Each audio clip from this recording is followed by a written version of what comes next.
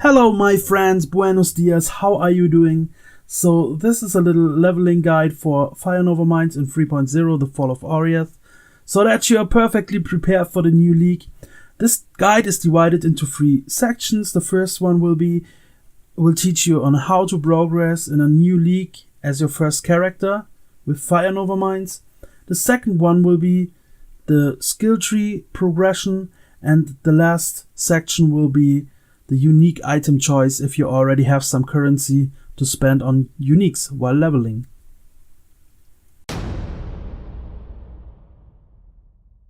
You're broke. Just as broke as everyone. It is the start of the Harbinger League and you wonder, how can I level? How can I level a Fire Nova miner the most efficient way? Let's find out. First of all, I need you to create a Templar character. You go to the mud flats, you find some eggs, and you port back into town, check for movement speed boots, and get yourself a decoy totem. You put everything you got into your stash, and you log out. And then you create your shadow character. Please don't forget that step. If you level your Templar up to level 80 or something and then realize you should have created a shadow, you might want to kill yourself. So please don't forget that very important step. Log out of your Templar, delete the fucker, and create a shadow. Level 1 to 12. From level 1 to 12 I usually use Frostblades and Fire Trap. I find this very efficient and I would recommend you to do the same. Once you kill Brutus, you can pick up Flame Dash as a quest reward.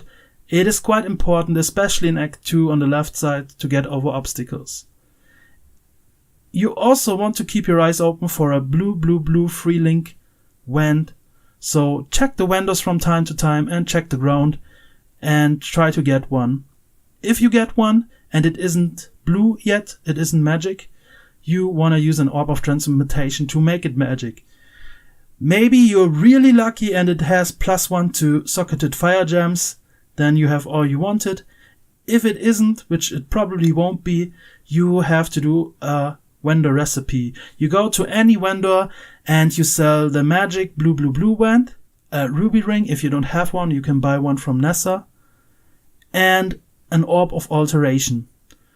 Once you turn these 3 items in, you will get back a blue wand that has +1 to socketed fire gems. Level 12 to level 18. So once you reach level 12, the real fun begins because you can start leveling as Fire Nova Mine. You go back to Act 1, you talk to Nessa, and you buy yourself a Fire Nova Mine, a Minefield support, and an added lightning gem. You put them in your brand new wand, and you are good to go. I have recorded a little clip that shows me while leveling in the beta, and that was my very first character as well. So I was super unlucky, didn't find a transmutation orb until Act 2, and I had to use a blue white wand without any stats. So you should be way stronger than me. This is me with level 14, by the way. You should be way stronger than me since damage difference is quite high with a +1 fire gem wand. Yeah, there's one thing I need to prepare you for, and that is you don't have Clever Construction yet, and enemies can destroy your mines, and that happens quite often. So you often need to relay your mines on the floor, on the ground. So that can happen. Just need to prepare for that. That is a bit annoying, but that problem is solved very early since you will rush in your passive tree. You will rush Clever Construction, and you should have it by reaching Act 3. Yeah. So you see, it's still pretty fast. It's probably not the very best skill to level, but it's still very fast, and I never regretted leveling with Fire Nova Mines. It's a lot of fun. Level 18 to level 31. So once you reach level 18, you want to replace your added lightning gem with elemental focus to gain way more damage. You get elemental focus once you have killed the Weaver, which is the spider on the left side of Act 2. You get it as a quest reward. Also, once you are level 28, you want to start looking out for blue, red. It can be on any armor piece, it is needed for your main setup. Level 31 to Act 10. Once you're level 31, and let's pretend you have found a blue, blue, blue, red, you can remove your gems out of your wand and put them into your blue, blue, blue, red setup and add fire penetration. You get fire penetration for doing the library quest, so don't skip that quest, do it, and you get your fire penetration gem. That is your powerhouse that will carry you up to mapping, and it is really strong. Let's say you are not lucky at all and you don't find a blue, blue, blue, red. You could also use a blue, blue, blue, blue. So keep your eyes also open for that one, because then you can just use controlled destruction instead of fire penetration. That is also really strong. So you maybe want to do that. Your wand will be totally useless after you've switched your gems to the new setup, because yeah, it only has socketed gems have +1 fire. So what you want to do is you try to get a scepter. The rarity of the scepter actually doesn't even matter. It could even be a white scepter. You want a scepter because you want to shield charge, and that's the only way you can shield charge, by using a scepter as a caster. So you need a red, red, green setup when you have a scepter, and yeah, red, red, green on any armor slot, so that you can socket in shield charge, faster attacks, and fortify. And that really, really makes your leveling progress way more efficient. There's one last general tip I have to give you, and that is the mana problem. It is there even while leveling. So what you want to do is, or what I always do is, using all my wall orbs I found early on. They are useless anyways early in a league. I use my wall orbs on clarities. I just buy clarities from Nessa, and yeah, I use my wall orbs on them and try to get a wall clarity as soon as possible. It is very easy. It is not really hard. I most of the times need like 2 or 3 tries, and I have my wall clarity. If you get one connected to increased duration, that helps a lot with the leveling process and the mana problem. Also, you wanna use a clarity from the beginning. Just use a clarity and level it up to its highest possible level, so that you have more mana regen. There's one last thing. For your convenience, because I think many of you might want to try out this in the new league, and this is a lot of info I'm giving you right now. So what I do is I upload this page and the last one you saw to Imgur, so that you can put them on your second monitor when a new league starts, and you have all the infos you need while leveling, and that should be really convenient for you. I hope you enjoy that. And I put the links into the description, so just check into the description of this video and you will find the links you need. Hi, welcome back. Let's talk about the skill tree progression for 3.0 Fire Nova Mine. So this is Path of Building. If you don't know this tool yet, you have probably missed out on my main guide for Fire Nova Mines. I put a link into the description that leads you to this video. It is a 1-hour guide, but that teaches you everything you need to know about Fire Nova Mines. You are an expert afterwards, and it also shows you how to get this program and how to install it and how to import my build, so that you can see what I'm seeing right now with all the skill setups and the different items and so on and so on. It is a very long video, but you can just skip between the different sections. I've put timestamps into the description of my other video so that you can skip between the different parts. Okay, let's talk about the skill tree progression. We go point by point. So first of all, you want to go for the elemental nodes. They help you out quite a lot. They higher your damage by a lot. So that's what you do. And then you go to the life nodes here, and you want to rush Clever Construction as fast as possible. This is the most important node for a miner overall. It makes your mines invulnerable for the first 5 seconds, so that enemies can't destroy them anymore. And yeah, that happens quite often and it's very annoying, so you want to rush this node as fast as possible. So this is just with 23 points spent, so you have that really early on. Then afterwards, you can take those 3 life nodes. You can also take this node if you want to, 5 movement speed, 20 dex. That's also quite nice in the beginning. And then you want to go for these nodes. This is a huge damage node and also gives you an additional remote mine to place. Afterwards, we rush to the next very important cluster, which is this one. Volatile mines. It makes your mines detonating instantly, and that is a huge utility boost for our build. There's a little delay when you lay down mines and let them explode, and that delay is gone afterwards, and that feels really better. Okay, so far so good. So now we want to get some more AoE. That is also quite important. We do that this way. This way we get more AoE. You also can grab a bit more life and mana. That helps also while leveling. And then we go up here. We take the life nodes and we try to head to the Templar area. We do that like this. And then we go there. Here we go for the fire damage and a bit more area of effect. Here we go for some life. We go there, there, there. Grab this node, 12 auras, why not? And we got our second cluster of area of effect nodes. And then we go here and here. And I think that's pretty much it. I hope I didn't forget anything. Let me check it out. We have used 79 points and have the most important points skilled. Oh, this one you can also skill, but it's not that important. It helps a bit with damage. If you feel you don't need more tankiness, instead of taking this cluster, you can first take this cluster, these 3 nodes maybe. So that's what you can do. And that's pretty much it for the leveling progress. And then you just move on with my end game tree.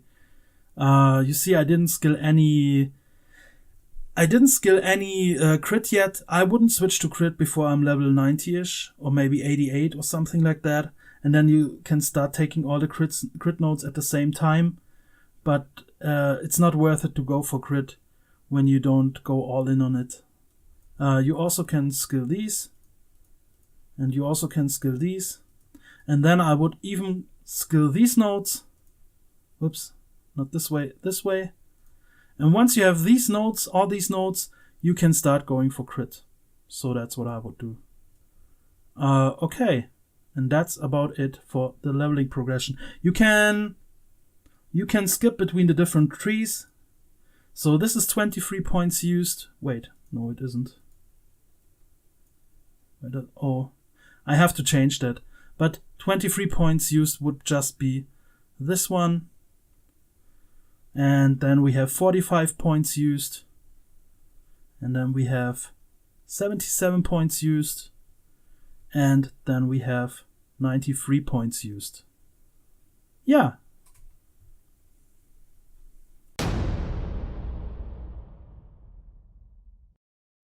Leveling uniques. So you are filthy rich and you want to level as fast as possible.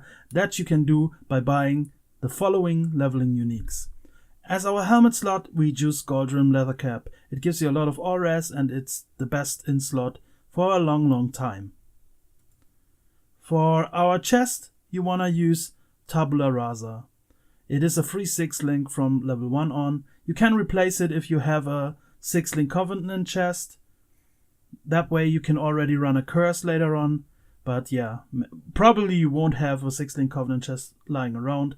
And it's, yeah, I think you need to be level 42 or even higher to wear the Covenant chest. Rings. Now from level 1 to 22, we don't really have good unique rings. So you can just use rare rings or any rings or don't fill the slots at all. It doesn't really matter. But once you're level 22, you want to get rid of any mana problems, and you do that by buying Praxis rings. The one stat that is really important here is the -8 to -4 mana cost of skills. You want to get 2 -8 rings, and you are perfectly fine. Amulet. Now, Amulet, we use Karui Ward. It gives you 10% movement speed, and it is quite nice in the beginning. Also, it gives you 20 to 30 strength and 20 to 30 dex. Later on, once you're level 30 to 40-ish, you wanna try to replace this item because it's actually bad, and you wanna try to get a good rare amulet. Belt. Also for the belt, there's only one really good unique belt that we can use, and that is the Perannum Blazon. It gives you a lot of all attributes, and yeah, that's about it. You can also replace this one if you find a really high life leather belt with some resistances. So yeah, at some point I will probably drop this item as well. Gloves. Dirge's Tenure. Now these gloves are very good for us. The reduced cast speed doesn't really affect us too much. It does. Cast speed interacts with Fire Nova Mines. It's not useless, but it's not that bad. So we take the 50 to 60 increased spell damage, which is really strong. So from level 12 onwards, you want to use Dirge's Tenure as your gloves.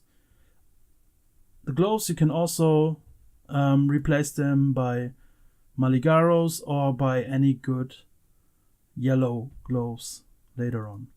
Boots. Now for boots, we have 3 choices. First of all, we have the 7 League Step Raw White boots.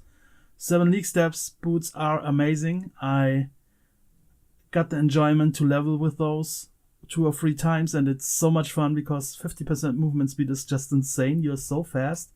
But they are super rare, and you probably won't get those. If you do, I don't know, last league they costed about 100 to 150 chaos, but they were easy to get because you can only get them in Perandos. This league, in Harbinger League, they probably will be hard to get. But yeah, if you can get one of those, use them all the way up to level to mapping, actually.